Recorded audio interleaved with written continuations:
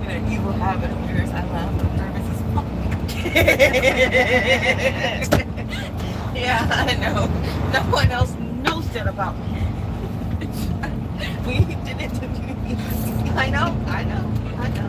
Like I said, no one knows that about me. I giggled my whole way through the dentist appointment. I was terrified. Yeah, terrified. I laughed when I was nervous.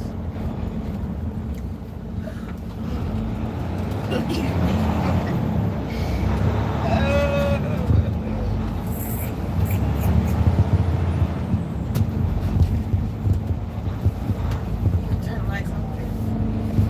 Thank you. Welcome.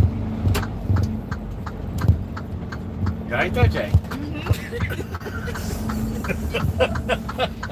Throw me around. For God's sake. Put your seatbelt on. You're scaring me. It goes up and down. And you got controls. Oh my God, I was thinking for the 18-wheeler since what? You were like 6, 7, 8. Going to sleep.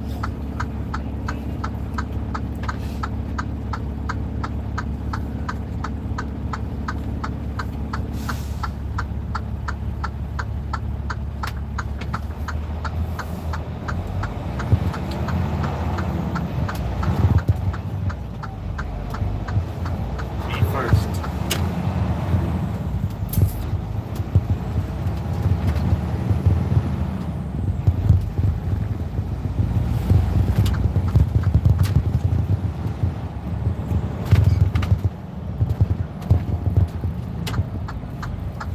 Scrunchy butt.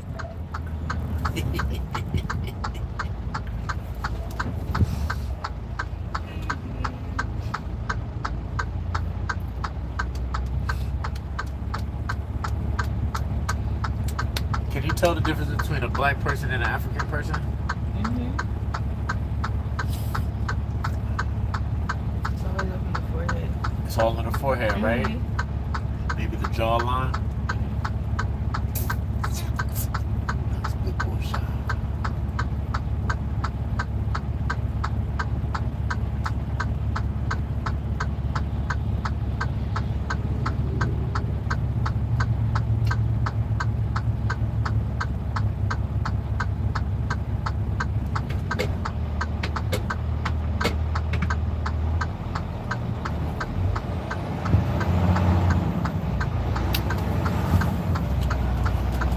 Got the expensive Harleys.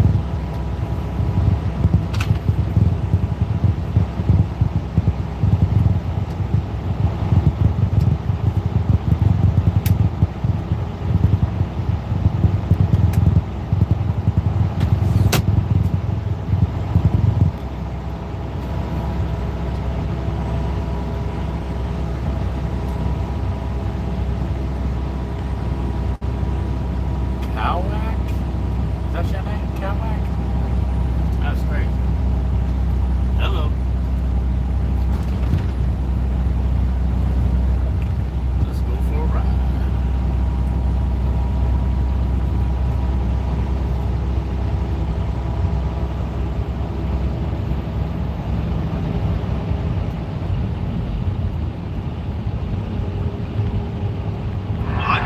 This is Legal Evil from Liberty Mutual, who helps save you hundreds by customizing your car insurance. And his private dog is the gentleman under the security guard. Hey, eyes. Sir, I'm sorry, but this is a Ah. police area. Ivy! Can I get a bobby pin, please? Can I get a bobby pin out that box? I mean, come out here and give a real name. A bobby pin out that box? No. Box. Yes.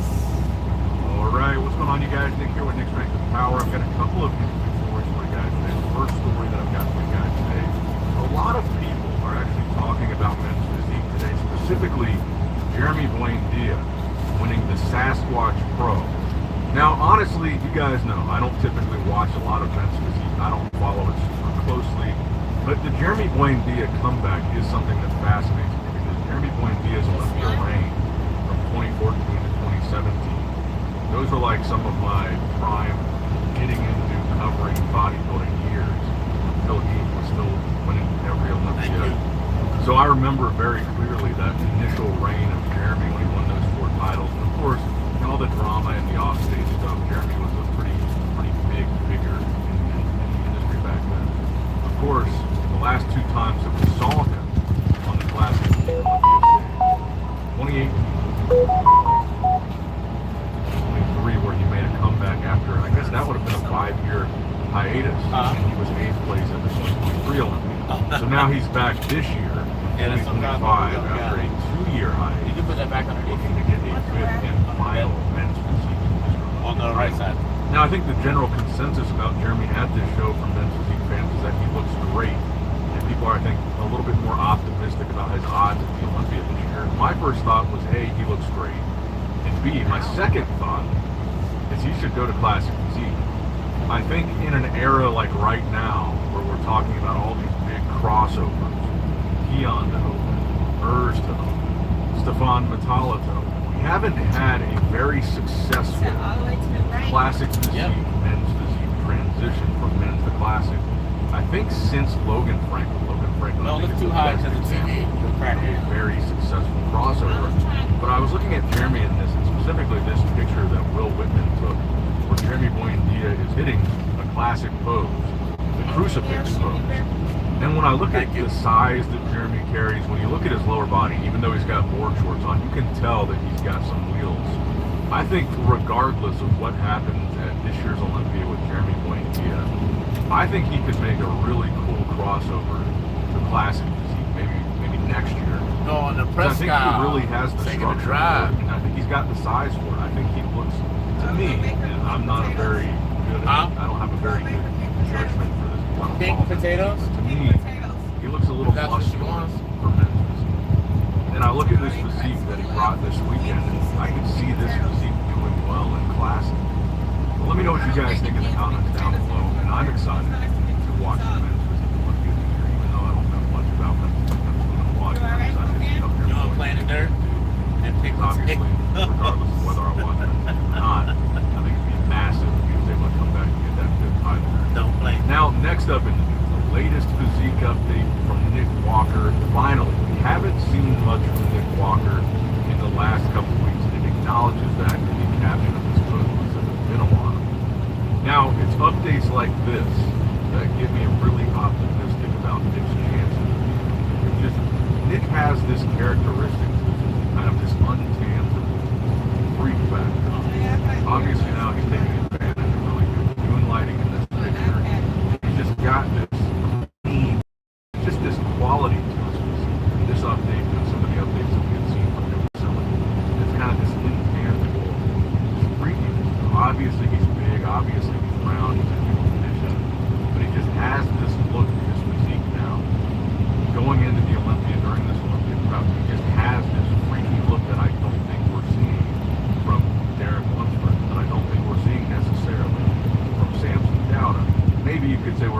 body too, but because a lot of his updates, you're seeing that crazy conditioning freak factor. When I look at Nick's physique in an update like this, the round, full look, the raininess, the condition, it just looks unreal. And so far from all the other top contenders, maybe aside from Body Schumann, I just haven't really thought that looking at their physique at these things. I'm just very optimistic of what he's going to be able to do in the Olympics. I do genuinely feel like at this point going into the Olympia 3 weeks out, I don't think there is a crystal clear front runner at all to be the guy to win the Olympics. Here we've got some favorites, we've got some guys that are obviously ahead of the pack. Derek, Body, Samson. I think Nick is included in that. I think Martin is included in that. But I don't think any of them are a clear front runner, even though Samson's the defending champ, even though Derek beat Samson at the Arnold, even though Hadi beat Derek at last year's Olympia, even though technically Derek beat Nick in Pittsburgh, but didn't beat him in prejudging. I think if you look at all that data on paper, it all equals. None of them are the clear front runner. None of them are the clear winner this year. I think it could be any of them. But as far as just the updates go, I would say of all those names that I just listed, I think Nick is standing out to be the most. Specifically with updates like this. I just have high hopes for Nick. I think that a lot of people have counted him out. I think a lot of people have felt like with the previous 2 Olympias that Nick missed, I think a lot of people felt like he was done. I just have a feeling that Nick is going to be very much in the mix this year and very much dangerous. And I think if you look at what Hani and Hadi posted yesterday, even though you can't see a lot of Hadi's physique in this video of them training together, I am curious about how Hadi's going to look. I mean, everything that we've seen from Hadi has been really impressive conditioning-wise. He looks like we're going to see that Hadi that we're used to seeing, that Hadi that we saw last year that beat Derek in the Olympia. But I really don't know. I mean, those X factors that we've got to consider is the time that he was in Dubai, that he wasn't planning on being there 4 weeks instead of 3 days. And then how late this visa arrived, and how late he got to the States in 3 weeks out to meet Hani. I don't know to what extent Hani is helping, but one would assume if Hani is helping with the prep at all, that the most important time for that help would be the time that Hani is here before the Olympics. So typically, when they've got 6 weeks together here in the States to work together, again, and speak to whether Hani's helping him or not, because Hani did officially retire from coaching last year.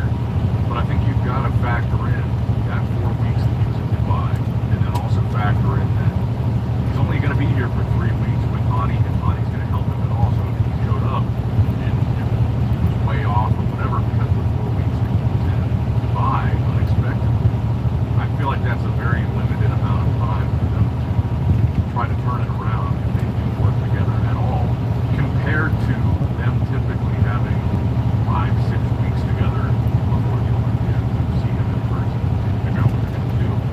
So I think those are 2 really big factors to consider when thinking about how is Hani going to look this year. Maybe he still looks fantastic, but those are 2 things that I think would be to the detriment. So when we're talking about, Samson, we're talking about Derek, we're talking about Nick, there have been no major setbacks. You're gonna want to hear this. I want to feel things. I've been waiting for this moment. Let's be together like a family. It's major setbacks with this prep that apply to them. And Hadi is the one guy out of that group that had that major setback, the time that we spent. Now, the final story that I have for you guys today is classic physique, so we're kind of expanding 3 divisions in this video. The latest physique update from Mike Sommerfeld at 3 weeks out, because yesterday's video we talked about the latest update from Diesel.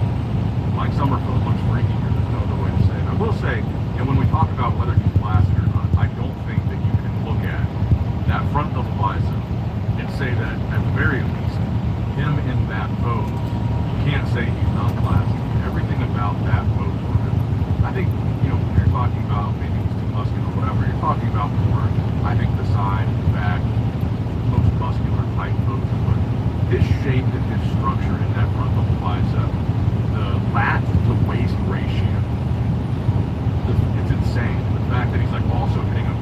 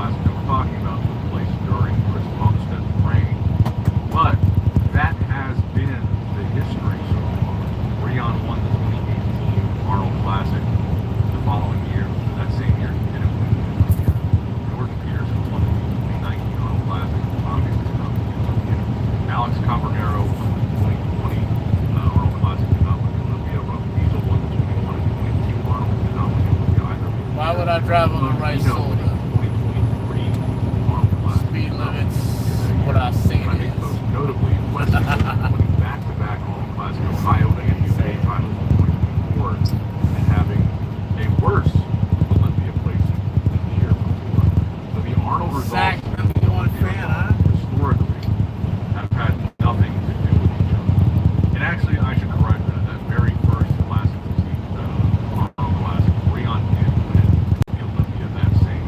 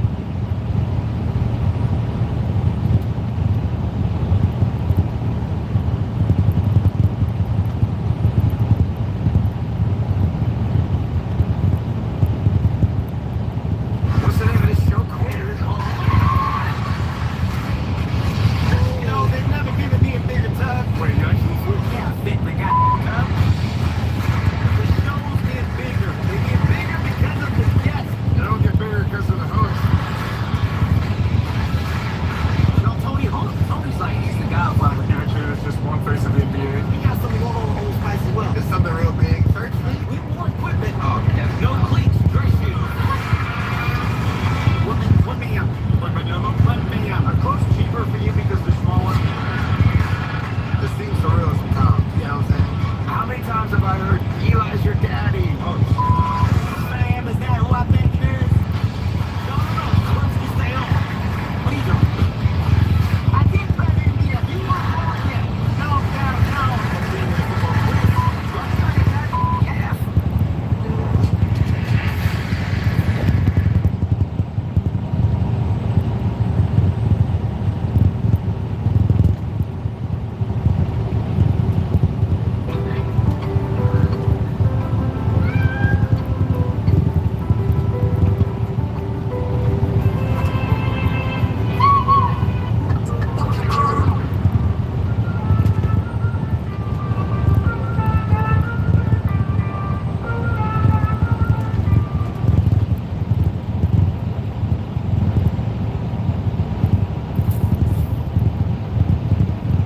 Yeah, we back, man. Sad day here at Talk with Fleet, man.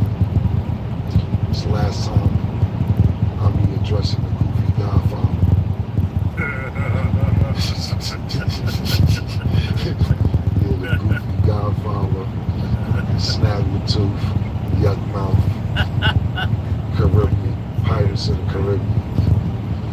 Go play by yourself, Paul. But, you know, our last episode that came out on Talk with Flea a few days ago, we filmed that last week, and there were some things that happened this week. And Sin City, who's in the building with my man Larry, what's good, Sin? what's up, nigga? How's everybody doing? Listen, don't what's up me, just yes. Oh, yeah. Yes, sir. Everything yes, man. So we ain't gonna make this no 2-hour show. We ain't gonna make this long pause. We just gonna address some of the things that Sim wanted to ask me about, some of the things that happened this weekend. And my man Larry got something to say as well. He will chime in as well. But first of all, I want to give a big shout out to Revolt. Shout out to all the fans that have been tuning in. I can't thank y'all enough, my niggas and my niggas, my Caucasians, and everybody else in between, man. Shit been going out the sky. And I'm glad I can give y'all some great content. Also, shout out, if you haven't checked it out yet, make sure you go and check out the Killer Countdown. There's been some really, really, really good battles on there. We're still in the first round. We haven't even got to the second round yet. But make sure you go to the Talk with Fleet Instagram page, and I'm pretty sure Revolt has it on their YouTube channel as well. But go look at all the battles that's been going on, and we'll keep you updated as well on here. Sin, what's good, baby? What we doing? Shit, talking about the Breakfast Club. What else is there to talk about, man? So let me ask you a question real quick, because I don't know. Did the nigga the next day get donkey of the day? I think that donkey of the day. The next day after, I think after he left the next day, he was donkey of the day on the break. Shout out to Charlamagne. Charlamagne, I love Charlamagne. Yeah, big shout out to Charlamagne. Because they was hashtagging Dep Dash and Dep Jam. So Dep. This is embarrassing, man. Yeah, hey, listen, and to be honest with you, I really have second-hand embarrassment. I said it on the show the other day. It don't even feel good going back and forth a day and pause. But like I said on the show the other day, to me, and I'm be totally honest with you, I'm glad he did this, because it felt like he had all this built up for years that he wanted to do this. So instead of a nigga holding all that in, pause, I'd rather a nigga get it off his chest how you really been feeling anyway. So I think it's good for me. I think the internet nowadays is therapy for him. And he turned into the chatty patty that he told everybody else not to be. But if it's therapy for you, cool, because Dane usually sees a therapist. Like right now, and I'm not being funny or nothing, he probably can't afford to go to therapy right now. So this is probably good for him, because he needs therapy. He told me that before. Even when I was young, like, yo, Cam, see a therapist, man. That shit's fly shit. I've never seen one, but Dane, anything Dane do, it's fly shit. He told me, yo, watch me make diabetes, having diabetes hot. I don't want to hear niggas talk about they got diabetes. Anything Dane do, or has, is hot. But guys, so let's start, baby. But before I get to the Breakfast Club, I know you addressed it kind of before, but do you feel a little bit more, sorry for the way he's coming out now? He's really expressing the fact that you broke the group up. And like I said, I know we talked about it before, but do you feel a little bit more sorry for what you did? No. Oh, okay. All right. Because the thing about it is this, it's like this. All right, so let's get to that, right? Bro, you have 100 different reasons why Rockefeller broke up. You told me Jay didn't want to pay Biggs no more. You go downstairs and you scream and yell at Kevin Lowndes and Julie Greenwald and Leo Cohen. You make the movie Death of a Dynasty while the dynasty is still going on. Did I play a part in it? And not saying on purpose, because he's like, I think you did it on purpose. Why the fuck would I do it on purpose? I just had a platinum album. I just had a great artist, Jewels, get signed. We just signed my label. Why would I want to break it up? This shit sounds stupid. Now maybe I did. We giggled and joked about it because maybe we're doing other things with our life and we're still not thinking about that. And we moved on. And I thought they moved on too. See, that's what I realized too doing this, up here doing the podcast and talking, is that some people are over some things and some people will never get over other things. And sometimes when I have these conversations with people, I'll ask a question or I'll make a statement saying, oh, that nigga ain't worried about it. That was 20 years ago. Now they still worried about it. So I'll pick and choose what I say on these podcasts more carefully. Doubt it. But it is what it is, you know what I'm saying? So no, I don't feel bad because I moved on and did other things. If you ask Dame, he's doing a million other things. Dame's attitude is, and I always believe in Dame. See, that's the one thing too, son, is that even my son asked me about like, yo, what's going on with your name? And he's like, he feel I don't look out for him. He feel I don't do this. And my son was like, all you do is give him credit. It's documented. If you, for the last 20 years, any interview I've done talking about Dame, I've never dissed Dame. I always praised Dame. I always say thank you. I always tell people how much he helped me get out of a bad situation into a great situation, able to feed myself. And for me saying Honor Rock was whack, this all snowballed into this. Is it times in between our relationship talking about Dame, but I don't speak to him for a year or two? Yeah. Because you grew up with Dave, sometimes it can be overwhelming. That don't mean I don't love him, that don't mean I ain't his friend, that don't mean I ain't fuck with him. None of this. Every interview for the last 20 years, all I've done is giving this man props on how he's helped me. But when you keep pushing my buttons on the internet, and I did nothing to you, and then not only don't come back on you on the internet, all I do is just don't pick the phone up. I'll be like, I'm just not picking the phone up. That's just that. And then you keep poking me, pause. And my side, I'm like, all right, what you want me to do? All right, be calm. Now I gotta be calm. And that's how we got here. So no, I don't feel bad. Because according to Dame, all he do is make $100 million companies.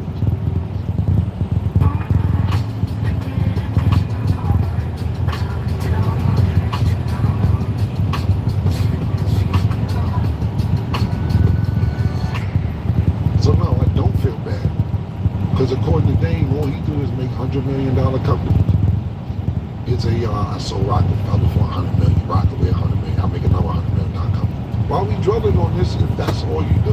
Where the money at? Big deal. So, a little shady, not gonna lie, I'm definitely nervous, but whatever. I was challenged by myself, actually. I made this all up myself. Right, my favorite guy. It's a gravel lot. He said it was a storage unit, maybe it's a storage lot. I don't know, he's got a lot of German stuff. He knows. This thing is broken, isn't it? Really bad. Oh, you saw my D's videos? Yeah. I don't wear this shirt, so he's seen the channel. That's awesome. Very cool. Alright, so here it is. You got a lot of Euro stuff.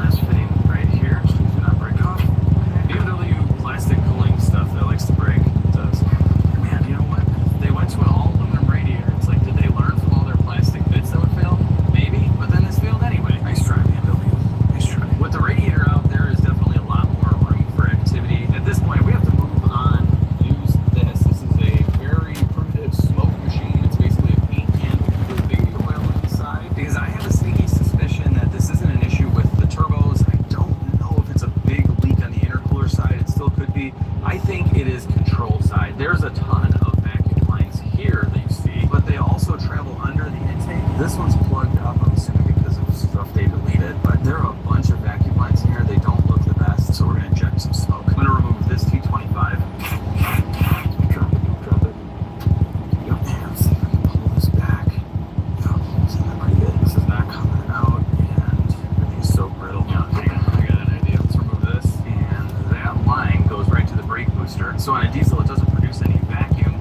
This throttle body is just open all the time when it's running. This is used if the engine's running away to shut the air off. It's also used when the EGR valve is being used to control the flow, and also when it's regenerating on a system that has DEF fluid, it can be used, but it is not there for throttle control like a gasoline engine. And so because it doesn't create any vacuum, it has to have a vacuum pump, which is this right here. This is the main line coming off of it that's going to feed the brake booster, and I believe under the intake there are nipples on this tube that feed everything else. If we don't have vacuum, we won't have boost and won't be able to actuate anything. So I pulled this end off. This ain't coming, I don't want to break it. We can feed smoke in this way too. So I've disconnected shop air, and now we have smoke. So it's a little bit of pressure in here. Ooh, it's getting really smoky. Nice. Now we're just gonna stick this right in here. It's actually a pretty good seal. Out of here. Need you to smoke the system. Where are you at, smoke? It wasn't working out too well going through this line. It has a check valve, which is going the right way, but it was offering too much resistance. So I pulled that line off, and now this is our setup. So we're feeding smoke directly in, and hopefully we'll see something pop up somewhere. I cannot believe this, but we're not getting smoke out of anything. That is insane. I have my hands on these lines, and it's just like, it's covered in goo. Like, these are all the vacuum lines in here from this tube, and there's some serious stuff going on in here. Just black goo everywhere. I think this intake manifold needs to come off. I can't believe this, but there is no smoke coming out of anywhere. That is insane considering the condition of these vacuum lines. Again, keep in mind this is just like a cloth sleeve over it, so they could be intact, and obviously most of them are. Now when I say there's vacuum lines everywhere, there's vacuum lines everywhere. This is an engine mount. This is a vacuum line, and there's a couple of them that go to the other engine mount, and then this line goes up to the engine, so the motor mounts are vacuum actuated. I just read about this. Apparently they can control the vacuum in the engine mount so that at idle it's smoother and then it stiffens up when you're driving or something. I don't know. Please just stop. We've had engine mounts. They work fine. You don't need to run vacuum lines to them. I'm not gonna lie, guys. I'm starting to hate this X5. It's been about, I don't know, hour and a half since the last scene in this video. I was trying to unplug this from the solenoid. You can imagine what happened. It broke off. I'm trying to loosen this up so I can get to the bolts to get this out. There's one on the bottom somewhere where you can't even see. It's like right down there. So I'm like, oh, I gotta probably loosen this up. And that took an hour. And that took an hour. It doesn't even look like I helped myself at all. At all. This is not fun, guys. This is not fun. A half hour later, this thing is kind of loose. Some labeling stuff. This went to something that was deleted. Lots of wiring, vacuum hoses, everything. I think this is the last thing that I get. Well, probably not. It wasn't the last thing. There was another bolt, and I dropped it. It's literally gone. I can't even find it, but this is as loose as this has ever been. Oh my gosh. We'll be able to take a good look at the wastegate in there. That's nice. I haven't cut anything yet, but I just got something that I couldn't get to, guys. I think this will come out now. The line going to the top of the one wastegate that we can see. This is a nightmare, people. A complete and utter nightmare, and it reminds me of why I'm so grateful that I'm not a flat rate dealership technician anymore. Because stuff like this, especially in a warranty, would pay like $1.3 or something, and it would take you like 3 or 4 hours. What was going on here? Anyway, yeah. So we did that. One step forward, like 12 backwards. I didn't know anybody. Yeah, this might not have all been well for nothing, or for my mistake of breaking this one. This line here, the one that I cut, actually, it goes right to the wastegate actuator. So there's the other cut side. But look at this. Tell me that is not broken. That is broken, guys. That is gotta be broken. A lot of these look broken, but they test out okay. Like if it's flaking like this, it's not pretty, but it's still working. But this is broken. That's a smoking gun if it's broken. Okay? I'm gonna try and gently remove that. I'll probably end up breaking the solenoid, but I don't care at this point because I'm replacing both of those after seeing how hard it was to replace or to remove or whatever. But let's get that up. Everyone knows it, but no one wants to admit it. Tearing in your waist while you're in a car is super uncomfortable. Not only does it jab your gut, but it puts 4 inches against your couple inches. So people put their gun in the center console. Not very safe. Some people put it in here, which is a great spot to put it. It's safe, it's secure, but also reach in. Not a very efficient way to store your gun. So what we've invented is our holster mount. It works with our IW clips. So all you have to do, install the holster mount anywhere in the car that you want, slide your gun in. Now, the holster acts as a placement for your firearm.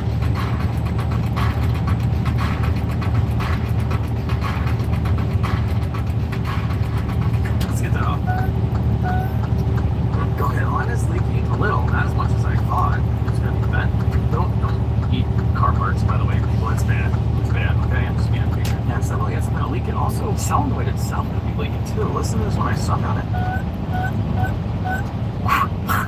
Don't do what I do, all right? Don't buy cars like this. Don't do tests like that. Wow, this like looks horrible too. They look so bad, but they're like semi-functional. This is nuts. Yeah, like this one's probably fine. We're gonna replace them, obviously. But for an engine that doesn't naturally produce any vacuum, you sure did use a lot of vacuum lines in here. Gosh, this is what killed the diesel. It's just too much stuff. Anyway, none of these just come off. I'm gonna try and cut this one off. I've tried on that one and it's just broken. The whole thing. I want to take this off really gently so I don't actually break one. I want to see it be broken. What? Smoking guns. Alright, cool. Alright, I got it off nicely. Don't pay any attention to the slit that I just made. This was the break. Yeah, see, like it still might have been holding. It's definitely leaking a little. It wasn't that bad. It stinks. I mean, I'm gonna replace it. I'm gonna put it all back together. We gotta drive it and just check. So I have a bunch of other ideas as well, but we gotta start somewhere. Let's get a bunch of vacuum lines. So the reason I needed to take this whole thing out is to get to these nuts in this deep crevice. There's 3 of them. Basically cannot do that inside the car. Then this comes off. Then can you get to the 2 10mm nuts that hold in these 2 solenoids? Now what I want to do is check these electric cleats, see if they work. So use my power probe here. Some juice. You can feel them working. Let's try the other one. Sometimes it's hard to tell. Alright, I got a hose hooked up to one of these things. Activate it. Oh yeah, when I have it activated, I can't suck through it, let go.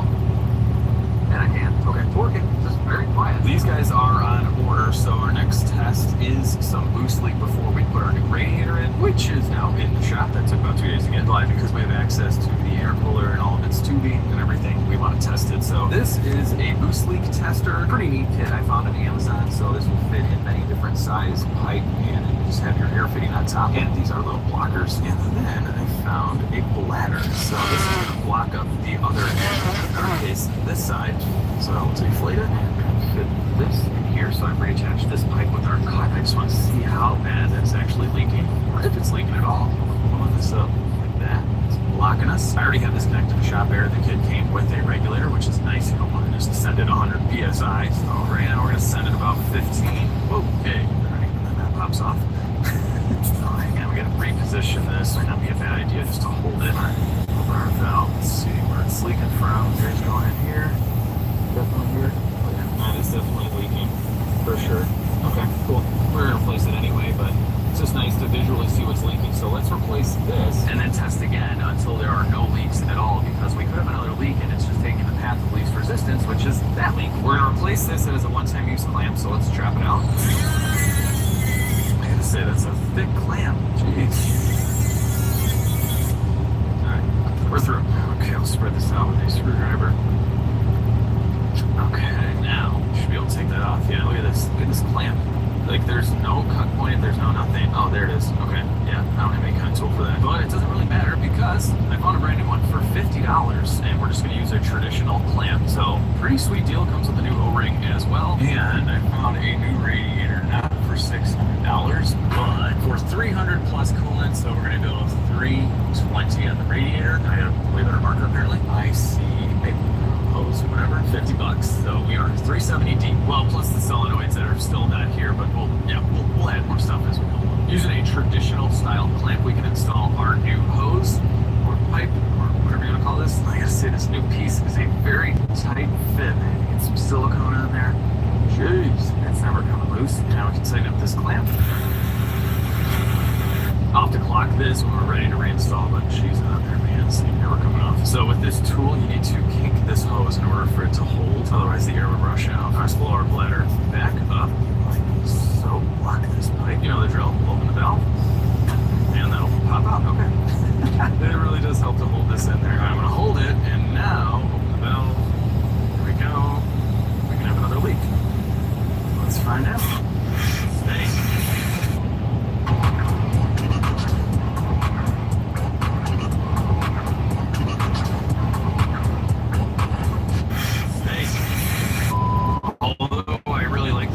Super cheap, and it developed a hole. They give you an extra bladder. I replaced it and developed a hole again. So this is out, and part of the other kit is in. So I found a piece of silicone with some clamps. This will block this up, and because we already know this is ripped and we're replacing it with the new one, we don't need to test this part of the circuit again. Okay, so now we're gonna open the valve. See if anything else sleek. I'm just kind of feeling around, hearing around. Now these diesels do make a little bit of boost, so we're gonna go up pressure and feel around at 20. This is another very suspect hose right here, but I don't think it's leaking. And I'm just feeling all around the intercooler. See if we hear a pitch change. If you plug up a hole with your hand, you'll hear it. Intakes are very suspect on these plastic intakes. So I'll check this side as well. It's very dirty in here. And we can hear a little bleed off. I think that's just from me. Yeah, it's easy. Okay, so that's normal. We're feeding the inlet of the turbo to try and connect the whole system here. No other leaks. I felt around everywhere. And kind of what's nice with a diesel is because it is normal for there to be oil in the intake tract. You'll see usually these boost leaks, it'll just be kind of a big mess like we see here from it leaking on this side. So yeah, I think we're good to replace that hose, our radiator, and all this stuff. Just put it back together. Is that easy? Before we put the radiator in, I'm going to pull this out. That. This is our intake air temperature sensor. It has an O-ring and it's just a little oily. It could have been the slit in the hose above it, but we have O-rings. So without stabbing your finger, you can use a little thick tool like this and get in there. I've definitely stabbed my finger before. It's always this left index that takes the brunt of it. Sorry, buddy. It's okay. You're the dominant. I know. Now get this off. There is our O-ring. It's a great one. And it's a little harder. I found it nice new O-ring in my O-rings. Install this. We're going to use a little electrical contact cleaners to fit this thing out. I don't know how in the world these things work. In diesel engines, they just get so dirty, but it must be designed for that. There you go, you're going to be clean for a short amount of time. If I have any left, a little tiny bit, you can use some MB center of grease on this O-ring. Just like that, now it's fixed. Look at this thing. It's so good. It's so cool. Take care of something. Get on the back. I've soaked everything in deep greaser. I gave it a wipe. It's not good enough. We're right here. Before the radiator goes in, I gotta clean it. It's gonna make a mess of the floor. Cardboard box there. Just get this over with. It's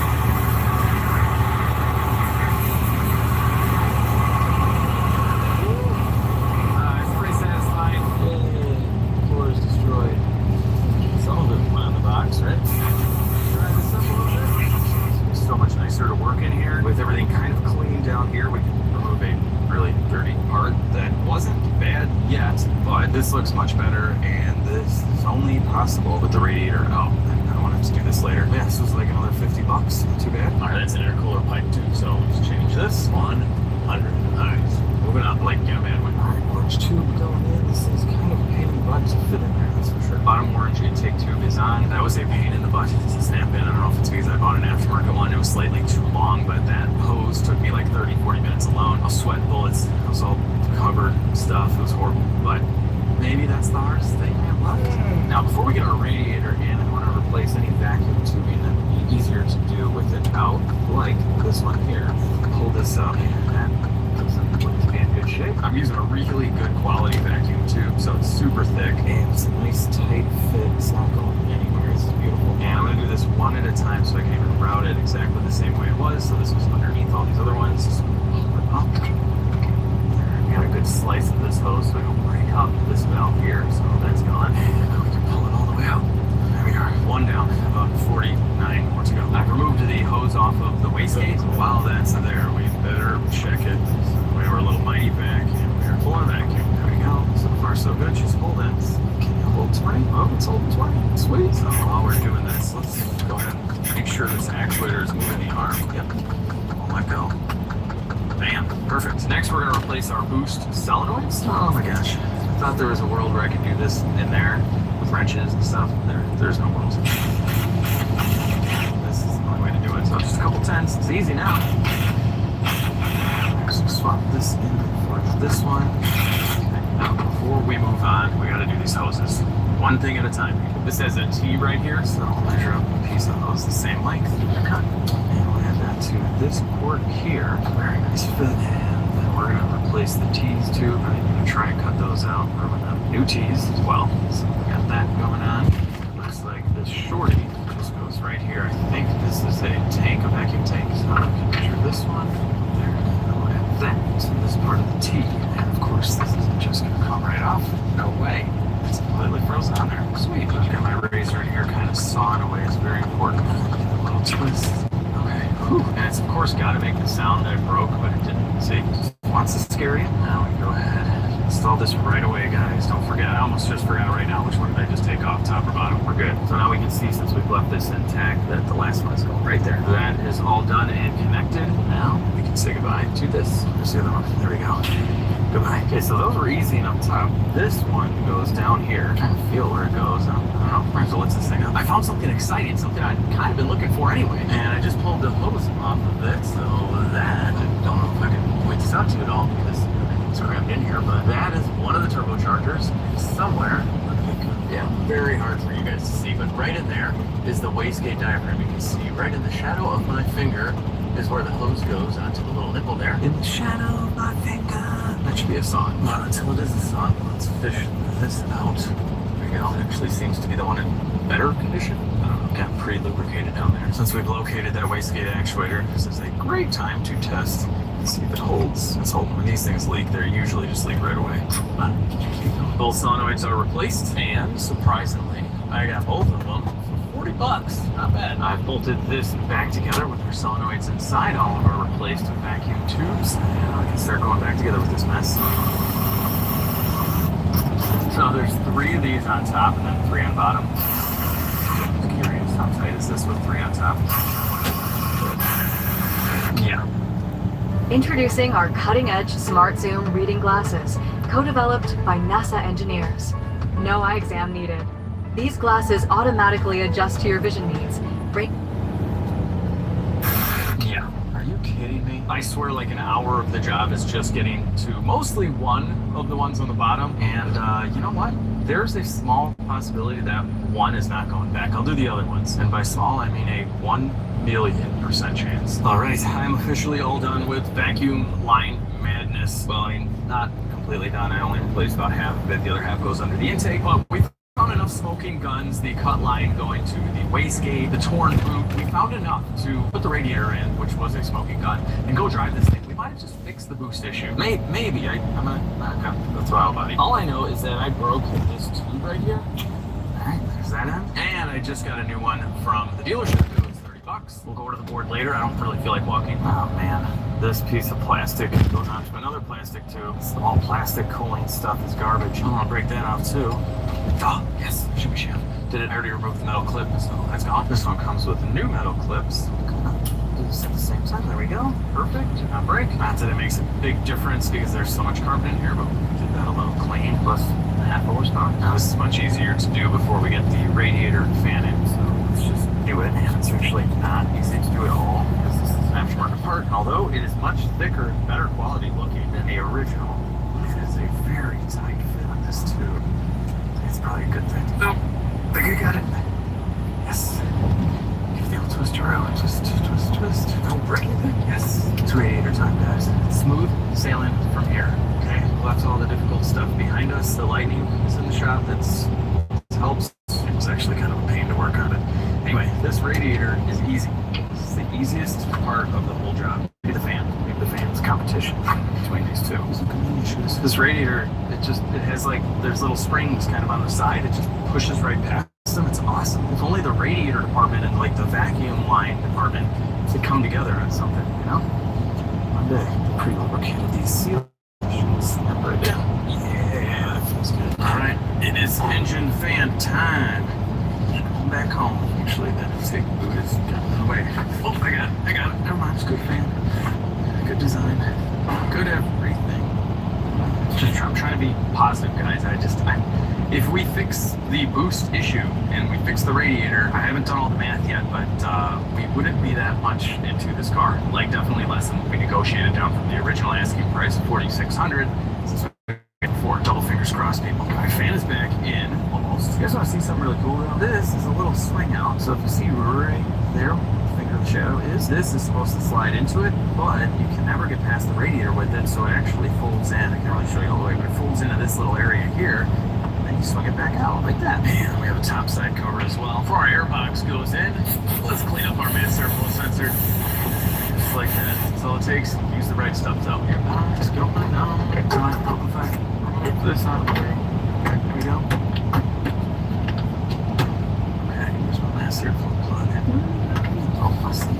Plug in our mass air. Alright, that's plugged in.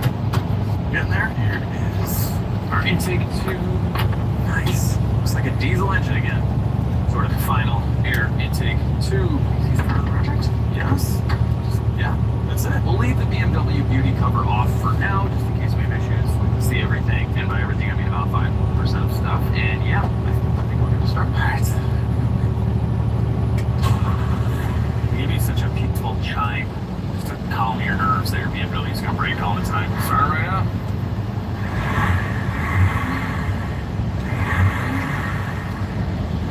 a turbo before? Sounds a little bit more boosty. I don't know. Slip it around. So far, so good.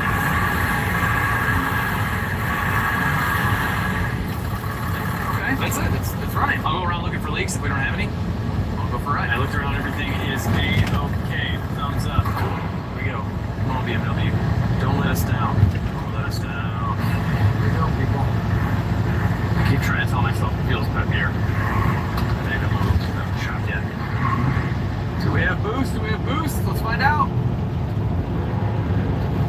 Oh, it just like kicked in like crazy. That was weird. But it's definitely super laggy. Sequential, it shouldn't be like that laggy. Huh. Did we fix it? I don't know. Did we fix something at least? Did you guys hear that? Yeah, there's like some suspension work for sure. G-Wagon with a weird hood. Stop. Stop putting weird hoods on stuff, guys. Seriously. Oh my god. Okay. It left a cloud. Yeah. Which means it's running rich, which means the turbo's not kicking in. But then it started to kick in. It's like, maybe the big turbo's only working, the small one's not. I think it should. I don't know. It's definitely better. Like, I've added it a bunch of times before and I wouldn't do that. Alright, I'm gonna manually shift this. I'm gonna get it like kind of higher in the RPM range and then hit it. There we go. Okay, guys, we fixed something. I don't know if we fixed everything, but like I manned it before, like just all the way down, and it would not give me any boost. We're definitely getting some kind of boost, but it's way late. I mean, I've never driven one of these, so let me know in the comments if this would be normal, but like there's no way, right? It can't be that laggy. Like here, this is all the way down. It's like we're having a conversation, what's going on, how are the Cubs doing, and then all of a sudden it's like, oh, they're doing pretty bad. Okay.